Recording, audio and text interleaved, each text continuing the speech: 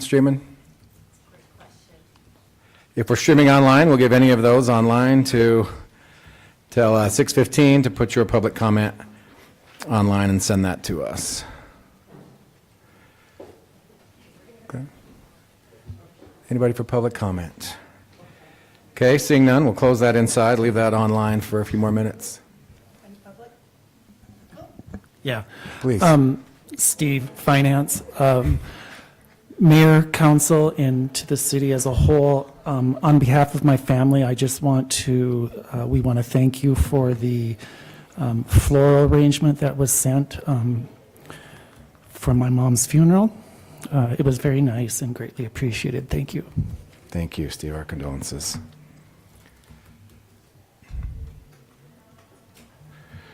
Okay. Anyone else? All right, next is our consent agenda. There's 3 items there. Approval of the August 15th, 2023 council minutes, declaring certain fire department property as surplus to the city's needs, and declaring certain police department property as surplus to the city's needs. Questions, comments, corrections on any of those consent agenda items? Councilman Brewer. I just had a question. Is this sending the firearms to a different site than what we were doing before? I thought they were going to the pawn shop or something, and these are going to something else. Are these police issue guns? Is that why they're going someplace else? Or, I'm just curious. Yeah, and the chief can correct me if I'm wrong, but as a part of getting the new guns, I believe the arrangement with the vendor was it's kind of a okay. trade-in, so we get a discount on the new firearms, which is different than surplusing Okay. like firearms that are collected through evidence. And, Okay, it just and seemed other- a different Chief, place, is so that- I wasn't sure. Okay. But they were all the same firearms, so I was thinking maybe they were yours. Yeah. The police department's. Okay, thanks. Okay. With that, then entertain a motion that we approve the 3 items on the consent agenda. So moved. Second. Thank you. All in favor? Aye. Any opposed? All right, item 6 is a public hearing to receive, consider comments on a proposed boundary adjustment with Ogden City. Mr. Dixon, you want to talk before you open that up? Sure, happy to do that. I forgot the public hearing came so soon. I would have had this up if anyone needs to see, just kind of the picture. So this issue came up between Ogden City and South Ogden, earlier this year with the apartment complex on the east end of 40th Country Hills Drive. We recognized that the property was in South Ogden, so the development rules are South Ogden, but the street in front of that building was in Ogden City, so access and any requirements on the street was with Ogden City. Well, that brought this to the attention of Ogden City and South Ogden, and as we discussed it, we felt like it doesn't make sense, like properties that are in South Ogden should front a South Ogden City street and vice versa. And so the solution that is before you tonight was a recommendation that we, let me say one more thing. Directly across the street from this property on the east end is Ogden City, right? And so the recommendation is let's move the property line to the center line of the road. That way the property on the south will be in South Ogden, and South Ogden will control that. And then on the north side, of course, it would be Ogden City. And so the process has taken several months just to follow the state code as far as the process of adjusting boundary lines. I will say that Ogden City Council has already approved this, and this will be the last step for the City Council. Should this be approved by you tonight, it'll then be forwarded to the Lieutenant Governor's office, who makes the final decision to have the boundary line adjusted. Is that enough introduction, Mayor? Yep, thank you very much. And I'm happy to show it up here if it would be helpful. With that, entertain a motion that we open our public hearing to receive and consider comments on the boundary adjustment with Ogden City. So moved. Second. Thank you. All in favor? Aye. Okay, we're now in a public hearing. Invite anybody to come and speak to this. Those online, if you'd like to comment, put public hearing and then words as if you were here with us. we'll leave that open until 6:20. Seeing none, entertain a motion that we close the public hearing in chambers and leave it open online for 5 more minutes. So moved. Second? Thank you. All in favor? Aye. All right. Any online public comment? Let's read those in now. Thank you.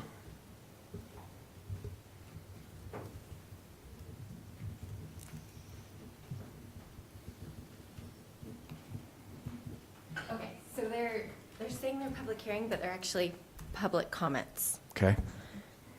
The first one is by Pam Peterson Prince. It says, "Public hearing," means public comment. "Can we get the weeds trimmed on the corner of 40th and Evelyn? You can't see over them when turning left off of Evelyn." The next one is Stephanie Kelly Sepik. I just wanted to say thank you for the road fixes so far in South Ogden around Meadows Park. And that's it. Thank you.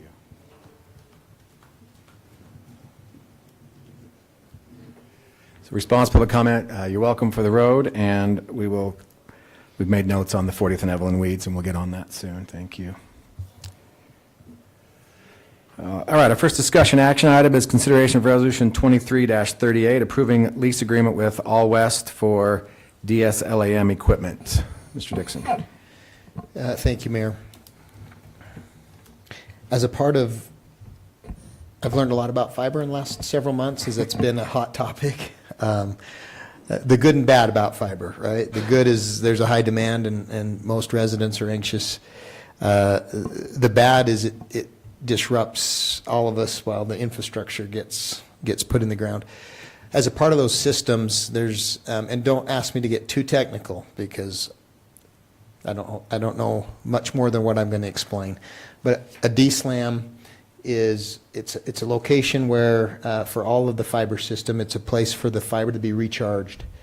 It's kind of the main hub for the system. So working with All West, they came to the city and said, hey, if there's a piece of city property you'd like this on, great, we can work with you. Similar to a cell tower that's on city property, we will lease the property from you. If not, that's fine too, right?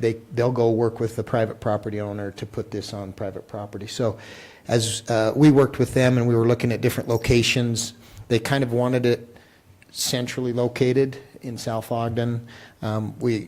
John and I worked closely to try to identify what are locations that wouldn't disrupt the city and we wouldn't feel like there was any problems. So we settled on this location down Adams Avenue here as it starts just before the split for Edgewood and then Birch Creek. On the west side, the city owns some land there that we don't use for anything. It seemed to work fine for All West. And so what is before you tonight is an agreement similar to what we have with cell companies. It's a lease agreement where we'll grant them the rights to put the DSLAM and the box that will be there. And it's a larger box than what we'll see in the neighborhoods because this is the main hub. So it will be larger than what we'll see elsewhere. And then the lease agreement is for $1,000 a month, which is similar to what we collect from cell towers. And so it outlines all the legal agreements where they have access to their site, and in the event that it's terminated either by them or the city, the requirement is that they remove all of it off of the city property. Thank you, Mayor. Thank you, Mr. Straight. Yes, I didn't look closely to see, is there any built-in increase over Yes. time? Okay. Yeah, 3%. Yep. Any other question, comment? Councilmember Rohr. I just Multitask here.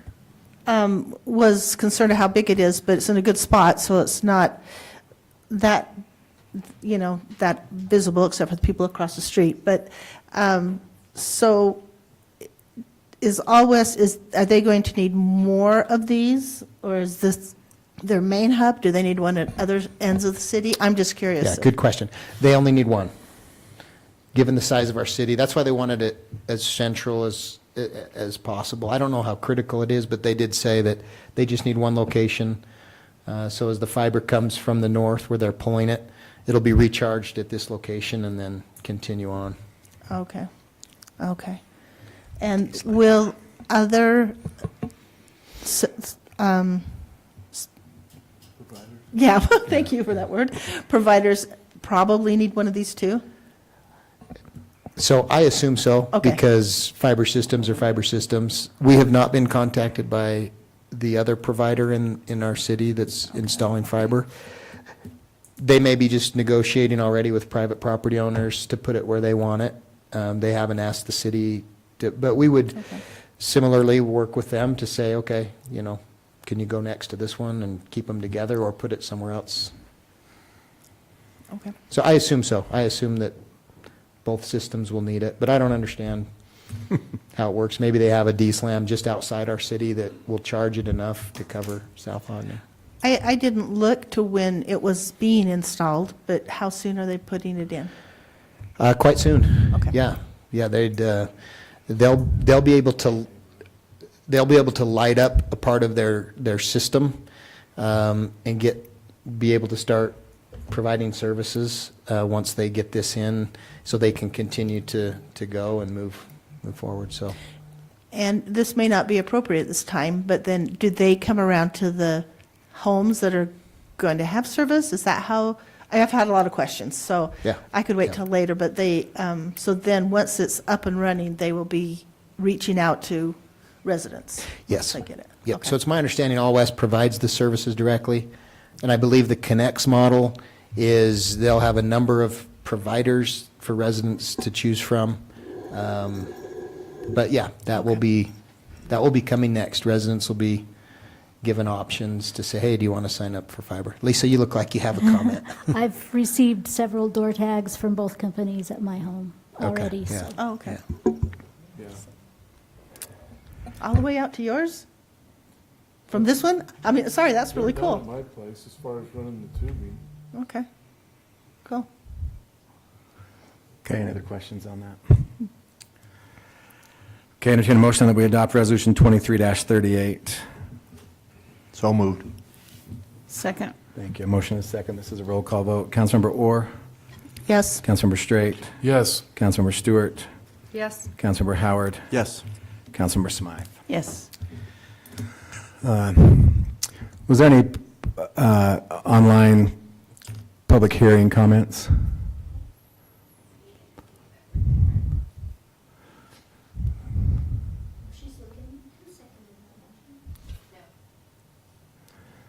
Smythe.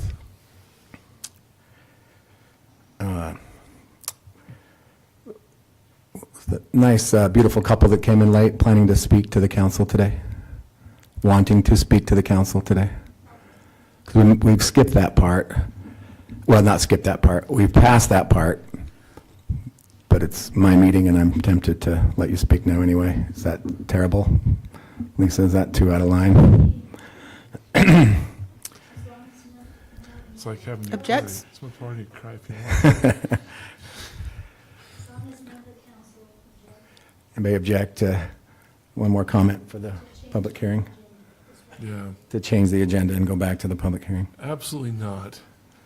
The spokesperson for the Dawson family, please come forward.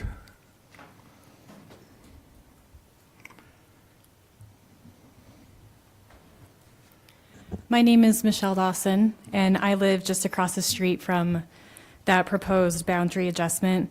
I was late getting here. I was just wondering what that's looking like. My big concern is there's going to be a median put in the road, and then that's going to prevent us from being able to pull into our townhouse unit. There's about 4 or 5 buildings. If there is a median, that's going to block us off completely.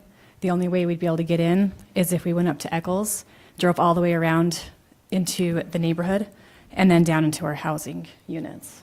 So Okay, I thank know I you. missed that part, I just didn't know what it was about. We'll answer that. Okay. Thank you. Mr. So, Mayor, I am please. concerned because I thought it was just going to be a regular public comment, but it does have to do with the public hearing, and you closed that in. That's So why. if you would like to open it again and include that, then we could go ahead and do that. Perfect. You're good. Entertain a motion that we reopen the public hearing. So moved. Second. Thank you. All in favor? Aye. All right, and then we will add Michelle Dawson's comments to that. Mr. Dixon, will you also comment on that? Yeah, yes, thank you. There's been no discussion about the installation of a median there. To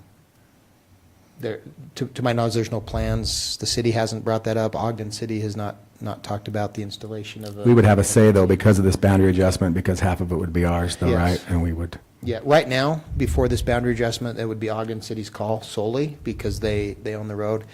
This adjustment will move the boundary line from the south side to the center line of the road. And so we would work in conjunction with Ogden if that were going to I be don't think something that anybody was has been a- proposed, and there's been no discussion whatsoever about. I don't think we have an Lead in. appetite for that either, so, Yep. thank you.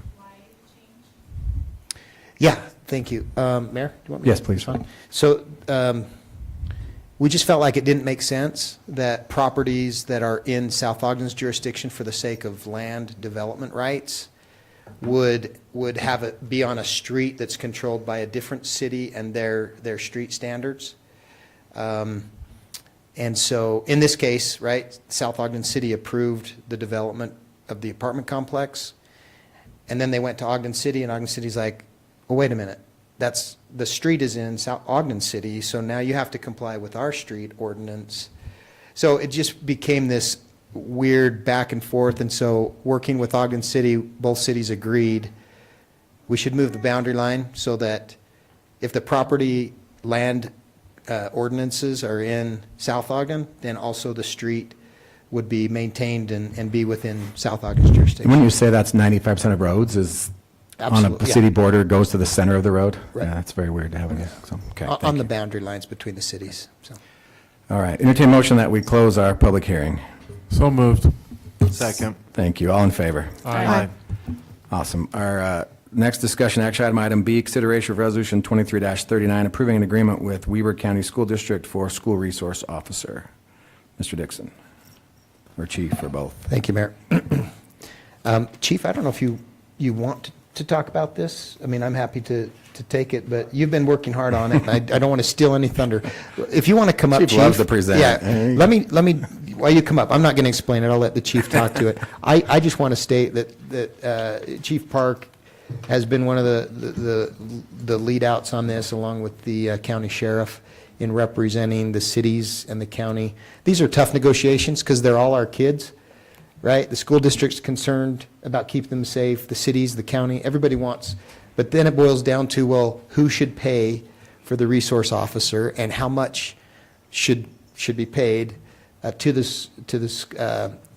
city to have those resource officers. And so we all agree, but then it gets tough when you start saying, well, we think, this is how much it costs us to have an officer. And so I'll let the chief explain the details of this, but just know that it has come after many months of pretty strong negotiations on both sides. And I feel really good about the efforts of our chief and the county sheriff, Sheriff Arbon. Chief, thank you. Yeah, I agree with everything the city manager just said, and thank you, Mayor and Council. As Matt just indicated, these negotiations have been going on for months. They were not necessarily hostile by any means, as the city manager pointed out. They're all our kids, and everybody's just trying to make things work. One of the things that was identified early on was that the contract and the renewals we were operating under were just simply outdated, so that's what extended the time frame. The original goal was to have this completed well before school started. Matt mentioned the Sheriff Arbon. He was a major player in this, as were all the other chiefs across the county, as well as Gina Butters from the Weaver School District and Lane Finley, as well as other board members. So it's taken a lot of time to get here, but really, we've identified the amount of time an officer will spend at the school out of their full year, and then determine what percentage the school should pay for that. It ends up being 70% of a full-time officer's time is at the school, acting as a school resource officer. And so that was our goal. We realized that that would be a tremendous expense for the school district, and one that they will have to address through their own budget cycles, and that burden was going to be so heavy that it probably would be unrealistic to expect that to happen this school year. But we could start moving that way. So our current contract, for last year's school was $46,000, just over $46,000. The contract for the current school year will go up to $59,000. For 2025, it will go up to 60% of the school resource officers pay, 72, up to 72,000. And then in 2026, we'll actually realize the full 70% of their salary at 86,000. Coincidentally, that is the year we would be renegotiating for the next 3 years. So this is a much better arrangement than we've had in the past. It is correcting a lot of the issues, and it's a fair agreement for both sides. Okay. Questions from the chief? Excuse me.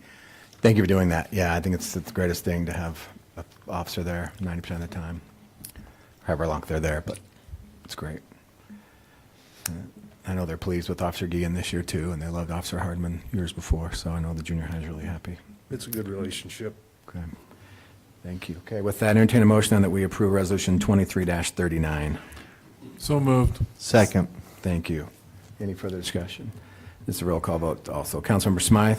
Yes. Councilmember Howard? Yes. Councilmember Stewart? Yes. Councilmember Orr? Yes. Councilmember Straight? Yes.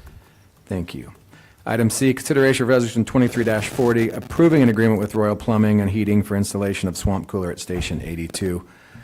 Your initial, some of our reports said a ratification. That is not accurate. It is an approval. And in my documentation that I will sign, if this is approved, it does say approval, not ratification. So just a minor adjustment there.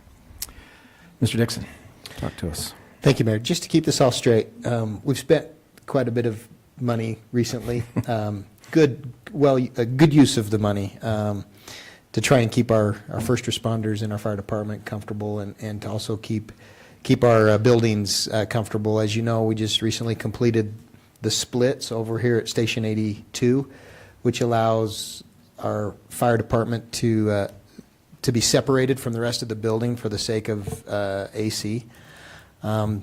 That enables us to shut the rest of the building down, but yet on weekends and nights keep them cooled off, which will save us money in the long run. So we've done that. Now at Station 82, we've recently replaced the AC unit in that building because it went out. And I believe Mr. Anderson, he is here. That is something that will come back for ratification to the council. That's where there's been some confusion on which one are we doing, and so that one will come back to you. This one tonight is for the swamp cooler at Station 82, and that cools the bay where the transport engine and the other equipment is stored. That's important because in the transport engine, you can't go transport a patient and have it be 90 degrees in the ambulance, right? There's also drugs and medications that are stored in there. So difficult to find companies that do swamp coolers. We recognize that that's a little old school, but Mr. Anderson went and solicited bids from competitive companies, and the decision and the recommendation would be for you to approve this contract with Royal Plumbing for $3,350, and then that work will move forward. Thank you, Mayor. Thank you. Questions or comments on this? Okay, yes, please, Councilmember Stewart. Just wonder how soon it will be installed. I believe they're ready to go as soon as this is approved. They're ready to go. Yeah. As soon as this is signed, they'll be on board. Hopefully this week, first and next. As it cools off greatly on Friday, yeah. Yeah, we'll be ready for next year. Right. Very good. All right, entertain a motion that we approve Resolution 23-40. So moved. Second. Thank you. It's a roll call vote. Councilmember Stewart? Yes. Councilmember Howard? Yes. Councilmember Straight? Yes. Councilmember Orr? Yes. Councilmember Smythe? Yes. Great. Item D, consideration of ordinance 23-16, approving a boundary adjustment with Ogden City. Mr. Dixon. Mayor, I don't have anything to add. Just a reminder, Ogden City's council and planning commission, they've gone through this process. They've already approved it on their end. With this vote tonight, if it's approved, we'll complete the process between the two cities, and then it will be forwarded to the lieutenant governor's office. I suspect it will take them a week or two, and then we'll hear word as to whether or not the boundary will be adjusted. We don't anticipate there being any problems with both cities in agreement. But What's that's the process. What's the length? Is it just, it's like half a block or a Yeah, block? Or? yeah, it runs from the north boundary, where the apartment complex the north, the east, thank you, the east side of that new complex, west to Gramercy, Okay, so it's that block. that stretch, yep. Okay. Entertain a motion that we approve ordinance 23-16. So moved. Second. Thank you. Any further discussion? Okay, Councilmember Howard, Yes. Councilmember Orr, Yes. Councilmember Straight, Yes. Councilmember Smythe, Yes. Councilmember Stewart. Yes. Thank you. Our discussion item tonight is angled parking ordinance. Mr. Dixon and Ms. Kapetanoff. Gone over this before. Thank you, Mayor.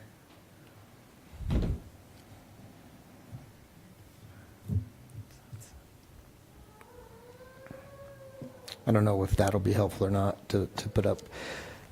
Page 108. So hopefully you've had a chance to read Mr. Vlasic's report. It's on page 105 of the packet. Just explaining, we've been revisiting the parking requirements or the dimensions of the parking stalls, and looking at the angled parking from 30 degrees, 45, 60, and then 90 degrees. Looking at what's required, this came up as we've worked with a property owner that's trying to develop, and it's down here off of Ogden Avenue, and our code recommends accessing the property from Ogden Avenue. So then you go in, and we're dealing with a relatively small area for parking. And so this ordinance would be an update. Let's see. Would be an update, and it would look at adding the 30 and 45 degree angled parking that would be limited to one-way travel only. Lisa, if I could ask you a question before we turn it over to the council. If I look at, so given that, the red line here of restricted to one-way only, and then we look at the parking space dimensions over here, I see 30 degree angle and it's not allowed on two-way, but then the 45 degree does say it is allowed on two-way, even though up here it says 45 degree angle parking is limited to one-way travel only. I didn't know if that's a typo or if there's something I'm missing. I'll have to verify with Mark. Okay. And so that would be the recommendations here. Given the angle to parking, it gives the dimensions of how the stalls should lay out. This diagram in our code just gives you an idea, and I can blow that up a little bit on the type of thing we're talking about here, where you've got one way in and one way out. How do you align the parking? What would be the dimensions required so that, there could be adequate parking, and then it would be arranged in such a way that would comply with standards related to angled parking and the widths that are necessary. Lisa, do you want to add anything to the explanation? And I know you've talked about this before as a council, and there were some questions that came up, and so I think staff's gone and revisited this, and these are the recommendations that are before you tonight. Thanks. Councilmember Stewart. So would it mean this parking situation wouldn't be allowed? Because it is just one way? Correct. Okay.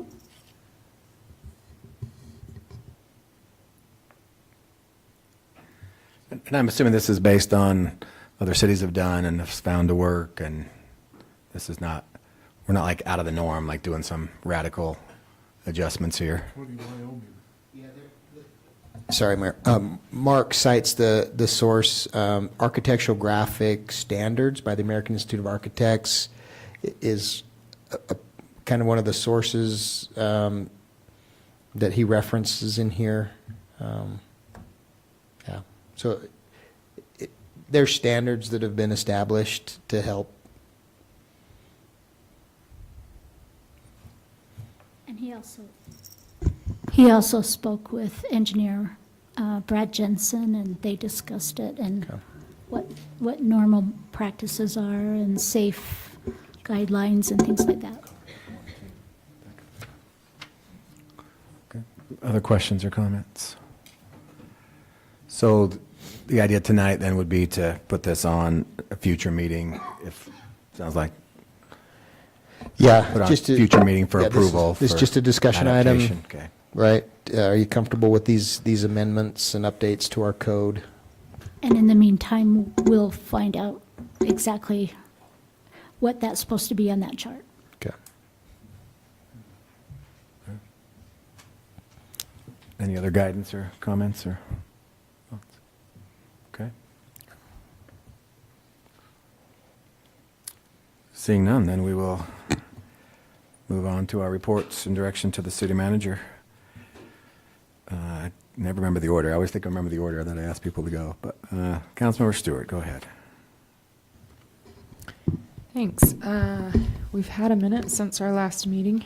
In August, there was a meeting with Wasatch Front Regional Council about a safety plan that they're working on. They said at this time there's $5 billion a year that's been allocated for improving road safety features, but it's federal money, and there has to be a study done. So Wasatch Front Regional Council has applied, received the funding to do the study. So then each of the entities, the cities, municipalities within the area can apply once that, what they would be applying for is an implementation grant on how they would use the information found from the study that Wasatch Front Regional Council did to improve the safety, but it's on non-UDOT streets.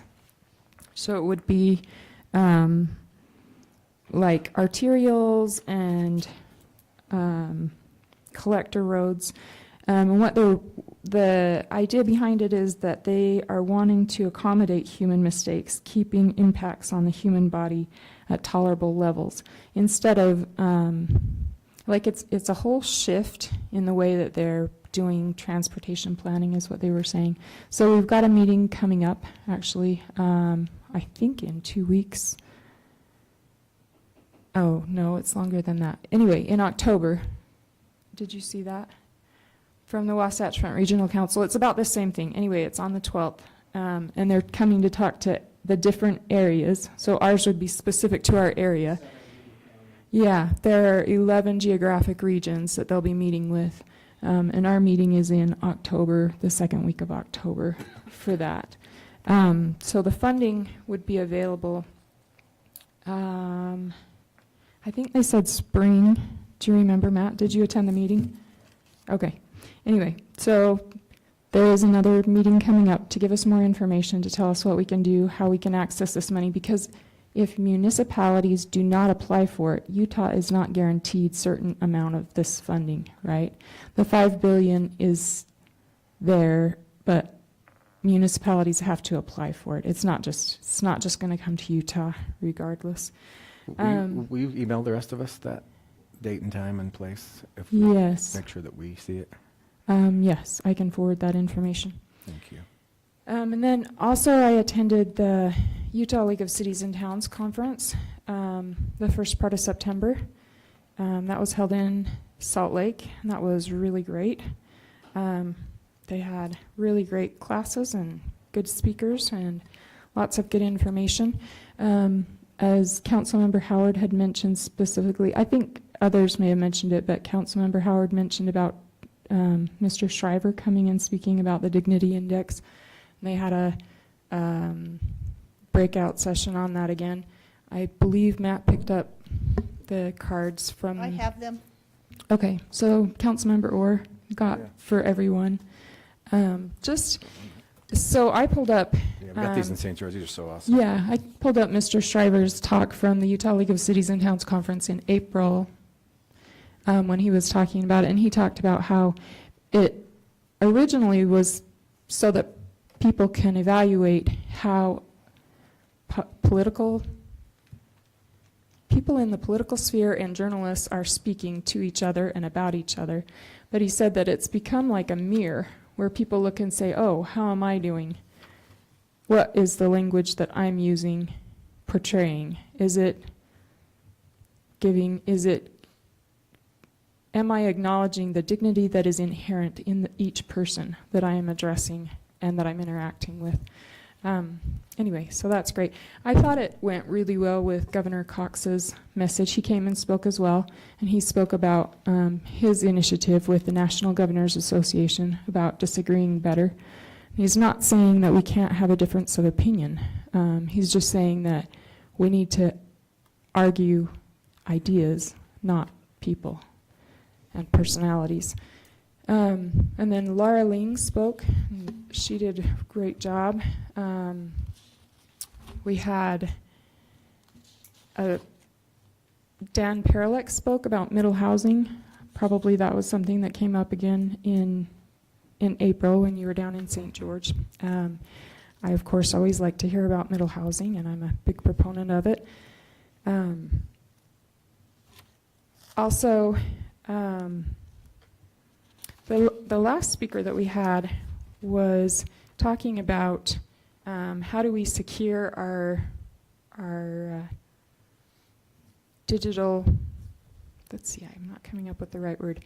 How do we secure our devices and information that's on the web, and how much of the information, how big the internet is and how fast it's growing. He was involved in the takedown of a Mr. Hansen that had been a spy for the Soviet Union and Russia for over 20 years, right? He had caused astronomical damage single-handedly. Anyway, he just talked about that the number one cyber attack is investment fraud, number 2 is business email compromise, and number 3 is romantic fraud. So he said, we just have to hope our systems are good and always be working to make them better, and then always have some caution about opening attachments that are a little out of, if the address looks a little funny, if the language is a little funny, just to be always on the aware side to prevent cyber attacks. So those are the things I'll mention for now. But it was a good conference. I was glad I was able to go. Thank you. Thanks a lot. Councilmember Smythe. Just to piggyback on that, there has been a number of businesses that I know that have been hacked, and it looked very legitimate, and they hacked and got into personal accounts. So we need to be aware of that, looking for make sure that you don't go on your phone and order things, go right into a website, make sure that it's an authentic website, because that's what's happened to these people. The other issue I've had is I've had a number of calls again for people complaining about parking their cars in their yards. And I noticed, I took a trip around, and there's a number of them still that are violating that, even though we published it in our newsletter and we've got it on the website, everything, but people are not paying attention to it, and they're still parking on the property. So I just wanted you to be aware that I've gotten a number of calls, like 5 in the last month. So You give us the addresses for those, and we'll. that's what I tell them, call the city, and they end up calling us instead, of course. So I'll have to get those addresses to you. And we can alert our code enforcement guy to just Yeah. drive around a little bit, check it out, see if he can. And there's just a number of websites, or not websites, but conferences that I've listed online. And every city seems to have the same issues. It's amazing that we're all fighting the same battles. So hopefully we can work together and get those completed, get those taken care of. Okay, that's it. Councilmember Howard. I had a complaint called in by a citizen. I talked with John Anderson already about it. Some dead trees at the nature park and splash pad. And then there was also a mention of the garden boxes that are, Oh, yeah, I'll do that. I'll check with the high school on that.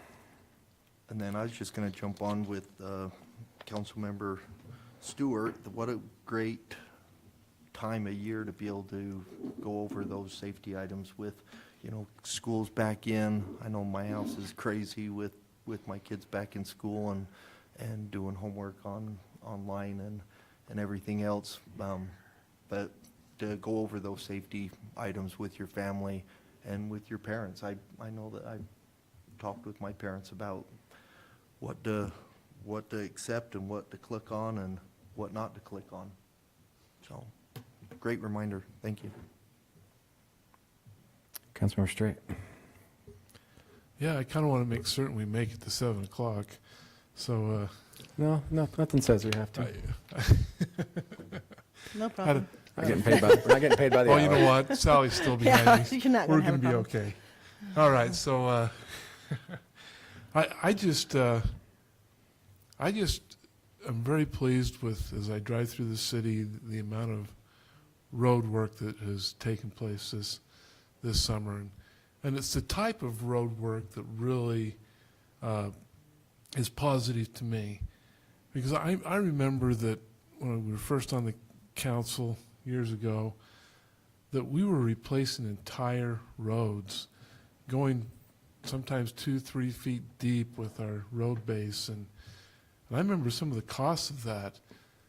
Now we're starting to do more chip seal, more overlays. In fact, a lot of overlays going on this year.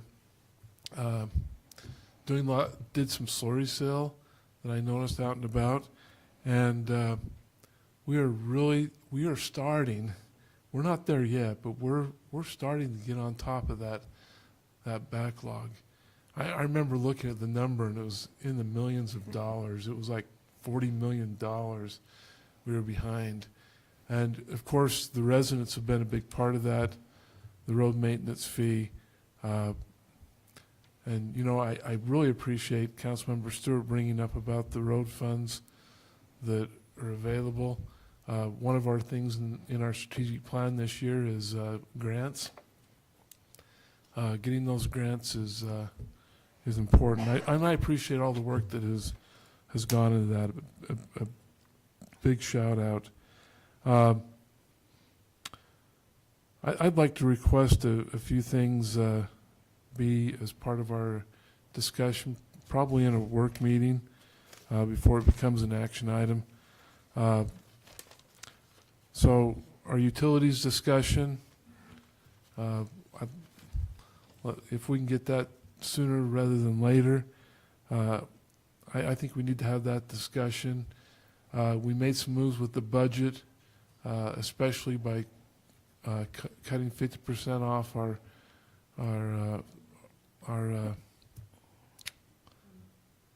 I lost my mind. The franchise tax, that puts a little more back. That'll stabilize us a little bit, but we still probably have some tough decisions to make.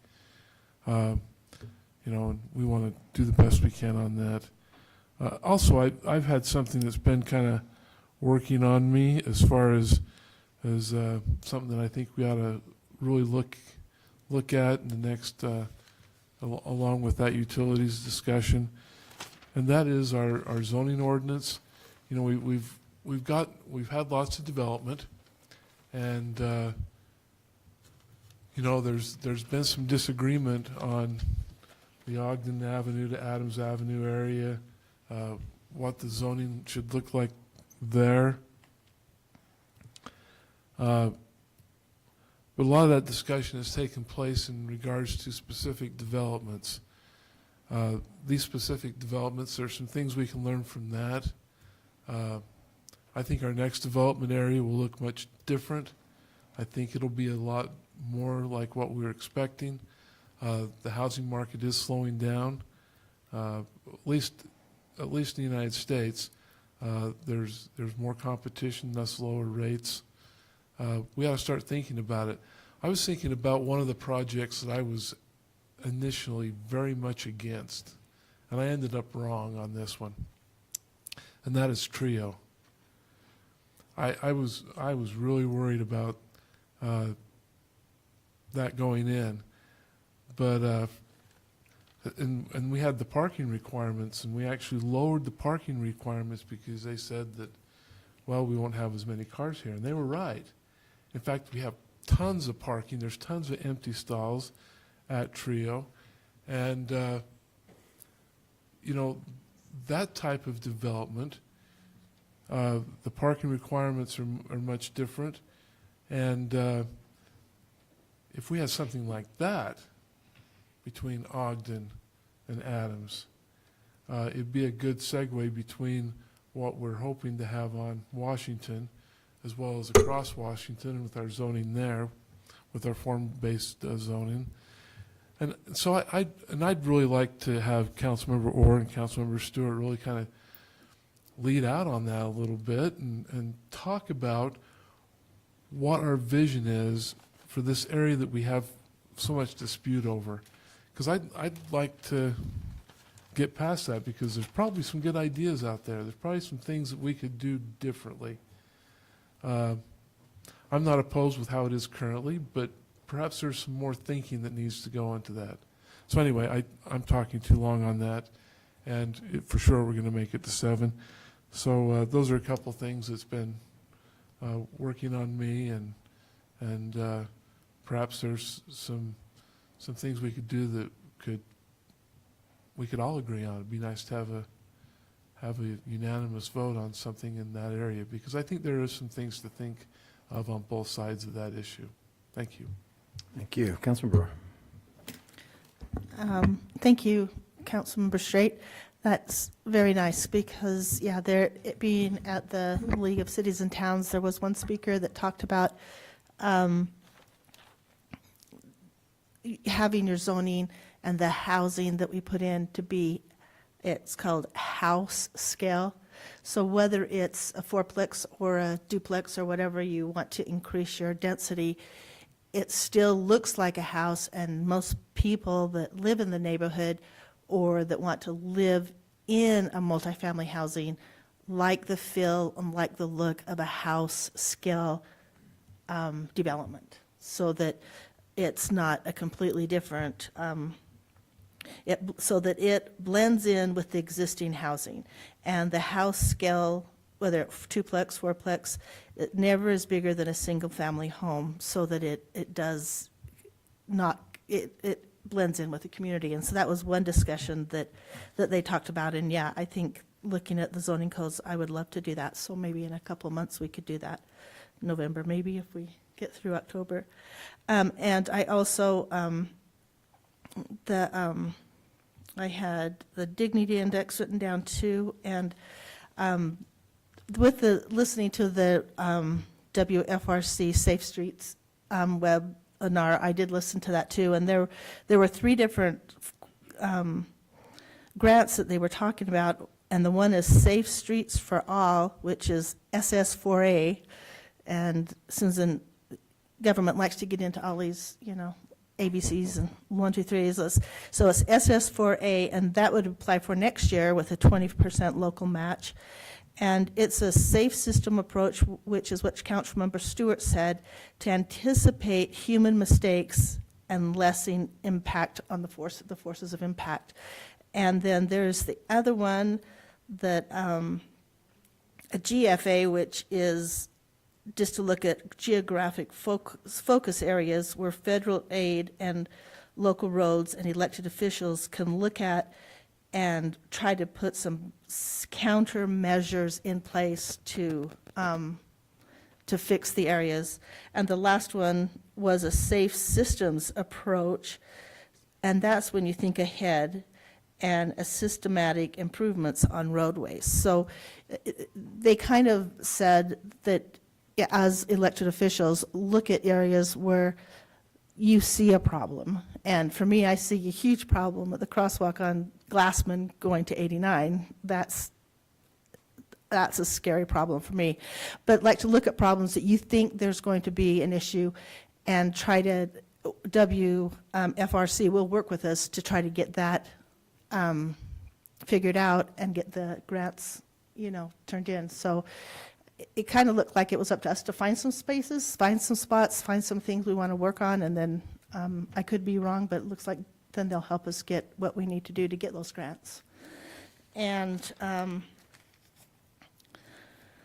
there was also at the league that there were lots of funds for creating wealth, home ownership for the middle class, which was really interesting to me because I feel like we need ownership for the middle class. We need some kind of ownership, affordable housing. And so we could look at that, the different grants and speakers that they had that came up with the ways that an investor will help them get into a house, then they pay the investor, and it was just a way for people without so much money to get into a house of ownership. And then Laura Hanson talked to us with guiding our growth and reinvesting in our towns. And she said to look at how do the city plans match what the local residents feel that they would like to see. And so I think we need to look at that, are we meeting the expectations of our residents? Are we, doing what they would like to see happen in their city? And so I know Susan and I and Matt, we attended the 3 days at the League of Cities and Towns, and just before that, Susan and I ran down to do the morning 9/11 Remembers event, and it's always really good, and that was a nice experience too, to see that again and be reminded about the 9/11 event. And I think that's all I have. Thank you. Thank you. Mr. Dixon. Thank you, Mayor. I'll try to be quick. So I've been serving for the past several years on a committee with other cities in the county on the Weber County Transfer Station. One of the things that will be coming before you soon will be an agreement that will guarantee that our waste stream, our residential waste that Republic collects, the garbage will be delivered to the transfer station. At this point, there's no guarantee, so the county's trying to run the transfer station, but there's no guarantee on the fact that we all bring them waste. And so it's something that we think will benefit the entire county to just know that, right, the transfer station, that waste. And it'll be, there'll be opportunities to get out if some other option comes available, but that's just something to be aware of. I know Ogden City and Weber County have drafted the agreement, and we're reviewing that right now, and we'll probably be preparing that for you as a council. I did attend the league conference, thought it was an excellent conference, as Councilmember Orr and Councilmember Stewart have indicated. Just a couple of quick comments on that. One of the sessions was on public comments, First Amendment rights. Mayor and council, I appreciate, with the Dawsons, yeah, you didn't have to accept the public input, but I just appreciate err on the side of, you know what, great, are you okay with that? You do not, now that's a public hearing, and there's a difference between that and public comment. You do not have to allow public comment. That's a decision you get to make. Again, there's a lot of discussion. There are some communities, because of the vitriol and the stress in the community, that they've said no more public comment. So I appreciate that at least this community you as a council have said, yeah, come on in, right? We're doing the public's business. And so I felt really good about the way you as a council run your meetings and your willingness to let the public comment, even if you have to go back in the agenda to provide them that opportunity. I think that's a good way to go. Quickly, guiding our growth. It's a statewide survey on growth and what's happening throughout the state and what the residents feel about growth. That is supposed to be coming out sometime the end of the month. And so the league's encouragement is, please read that, please know what's in there, because the legislature is going to look at that data and use it. maybe try to use it against us at times, right? We don't know. But everybody's going to be looking at these survey results, and we need to know what those are. So as soon as I see it and we can find it, we'll be getting that out to all of you. It comes as no surprise that that is the topic that everybody's struggling with. How do we manage growth, housing, cost of housing? So we continue to hear those things, and there's a lot of funds being dedicated to help try and figure that out. Justice court reform. I sit on a committee for the Utah League on the Justice Court reform with the members of the Judicial Council and Justice Court judges, the prosecutors, the defense attorneys. They've kind of got everybody in the room. There's a lot here. I'll just simply say there's a lot of momentum in changing how justice courts are run. The direction they're headed would be to have Class B and C misdemeanors go to the district court to what would be considered a magistrate.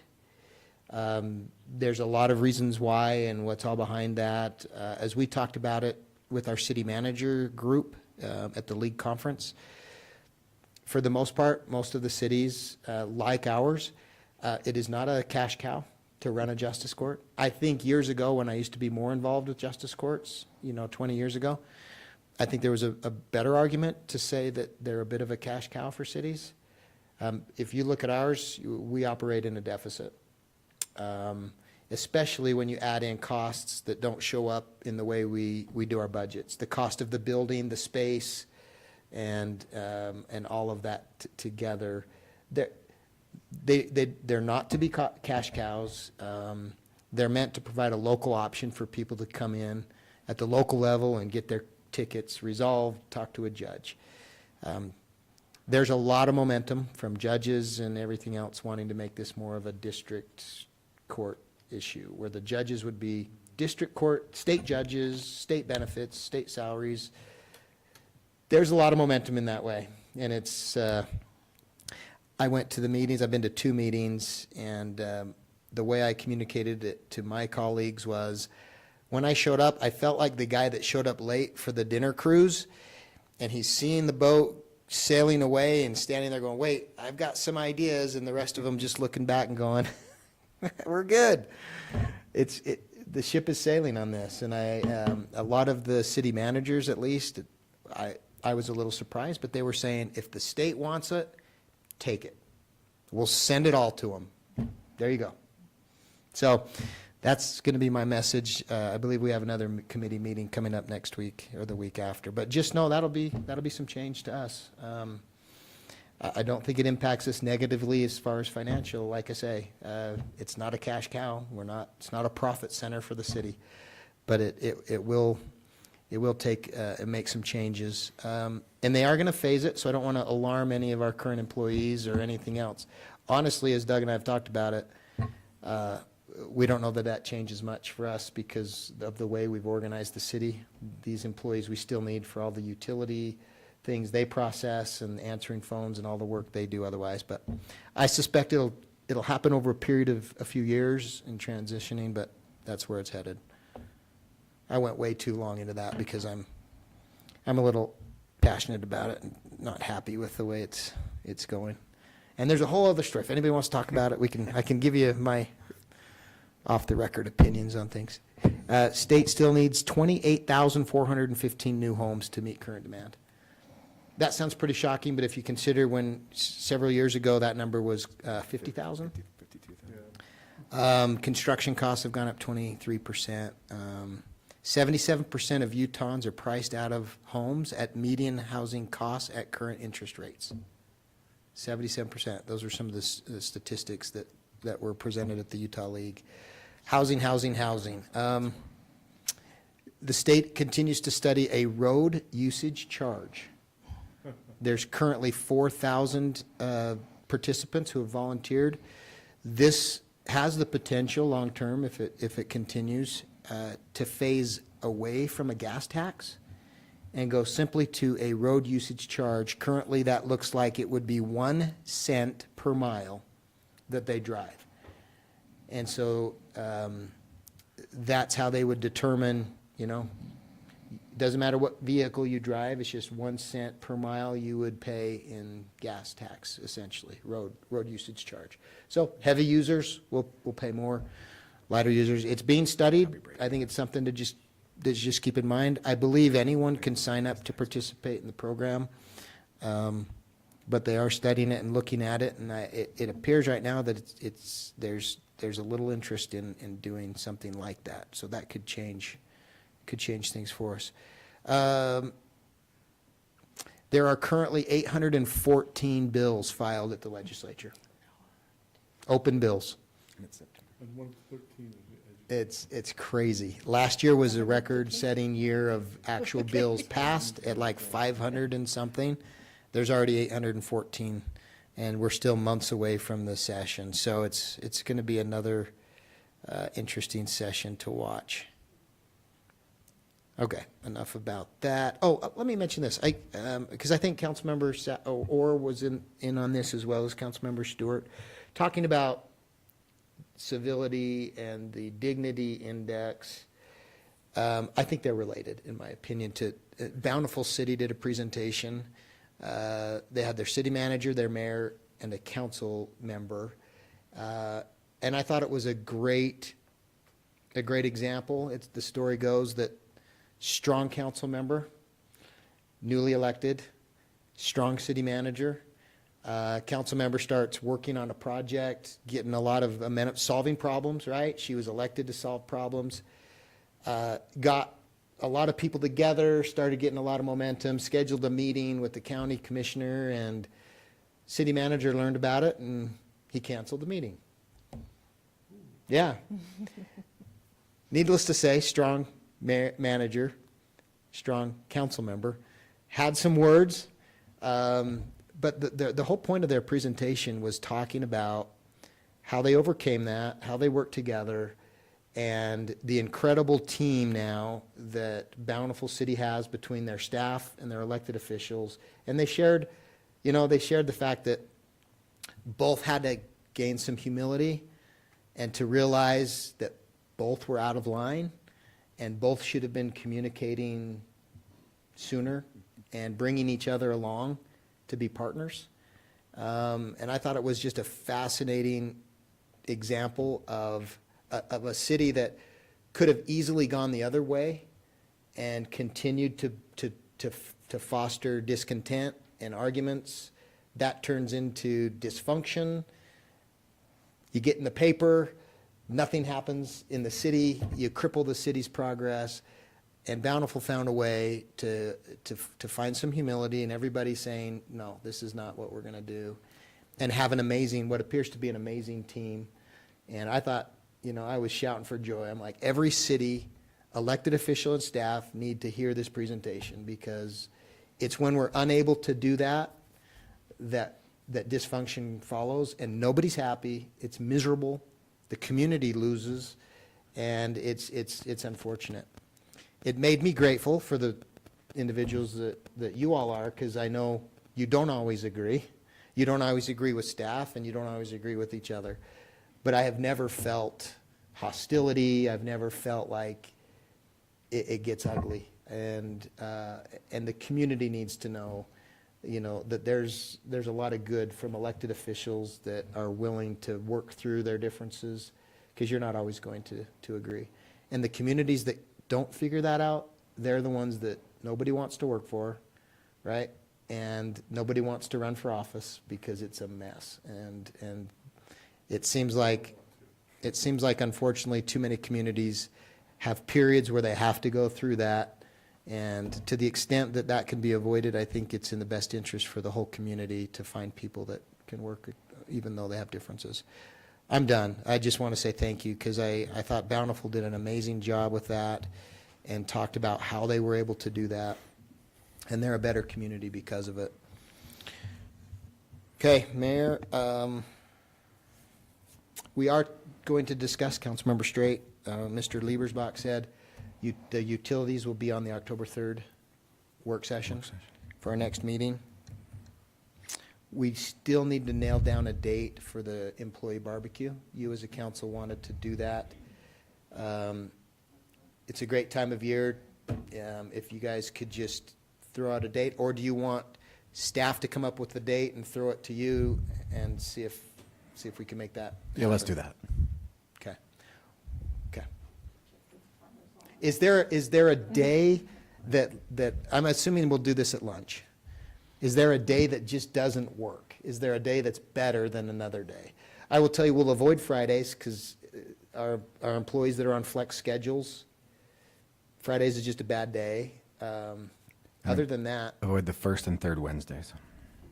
first or third Wednesdays. To do it. Avoid those. Oh, Bad days. avoid them. Bad days. Oh, I was about, avoid first and third Wednesdays. That's good. Okay. So a second or fourth Wednesday would be great. Or any Thursday. All right. We'll go ahead and schedule it and let you all know. And if you look at a second or fourth Wednesday that's bad for you in the next month, be sure to email me. Or the any mayor. Thursday. I mean, there's other days. Okay. I would suggest me just as soon as possible because I will leave probably October 2nd to go back to my daughter's having a baby, so I'll be gone for a couple of weeks. So just saying, if I don't make it, I don't make it. Okay. Thank Great. you. Thank you, Mayor. Thanks for your reports, everybody. In May, I met with Jory, our engineer, and another guy from our engineering firm, met with the people at Ogden Golf and Country Club, and we got in golf carts and drove to the fence line over here. And we have a plan to connect the sidewalk from 40th to 42nd along the golf course there, and it will probably involve getting rid of the golf course fence and moving it a couple feet onto the course more. Maybe some of the trees, the trees that weren't ever planted. There's some Chinese elms that just grew up. Getting rid of some of them. But the engineer firm's all over that. Probably won't be until late '24, maybe even to '25. There's some federal funds, but that was really exciting. And a good meeting. The golf course they understood and they're okay with. It's funny, is they redesigned the hole right here to go to the left, so it's even less impactful than it would have been other years. And so excited about that. So we will get a sidewalk connected there. A very nice one in the next couple of years. I missed the 5 o'clock session today. I was invited to Two Rivers High School down on 12th Street. They've opened a teen center, mainly for homeless and kids that in poverty. They have showers, they have washing machines, they have places for them to study, they have a little bit of a food pantry, they have some school supplies.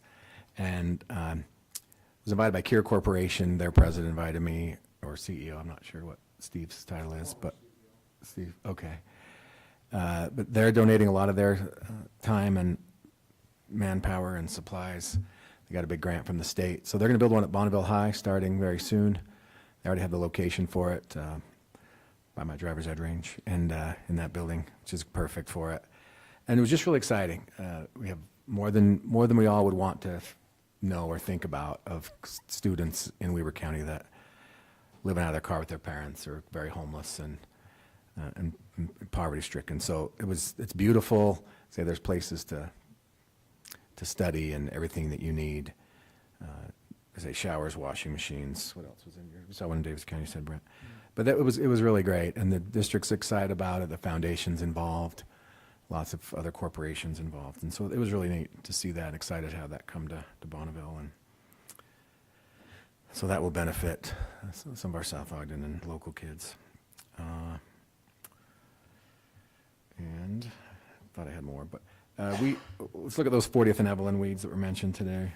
That'd be great. And then, yeah, just let us know about ordinance, people that are out of compliance, and we'll send them over. Oh, I did meet, we had a resident on a street near the junior high that's had some issues with junior high kids, and he's received letters from us about his yard. Anyway, he came and talked to me, had some, and so I got a meeting with him and Officer Gein, and we met at the house, and we looked at things particularly, and they met in person instead of over the phone. And it was so good. It was just so, the fact that face to face, man to man, here's the deal, and I think it's really going to get resolved. And so that was just, I felt really good about that, and the neighbor's really happy that we were proactive on that. So he's going to be great as a resource officer and as an ordinance enforcement officer. So, and I don't think we have anything else. So with that, then entertain a motion that we adjourn. So moved. Second. Thank you. All in favor? Aye. Aye. Awesome.